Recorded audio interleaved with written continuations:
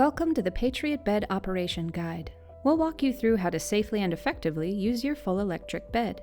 Ensure your Patriot Bed is securely assembled and plugged into a grounded outlet. Never leave the bed unattended while plugged in. The bed stays plugged in when patient isn't in it. The Pendant hand control allows you to adjust the bed's height, head, and foot sections with dedicated buttons. The bed allows Trendelenburg and Reverse Trendelenburg positions.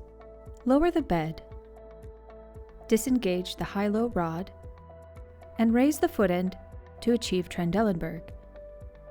To do Reverse Trendelenburg, attach the high-low rod, then raise the bed and disconnect the high-low rod.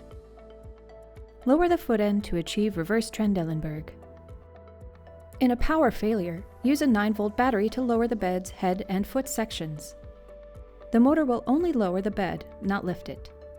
Ensure the bed area is clear of obstructions, including cords.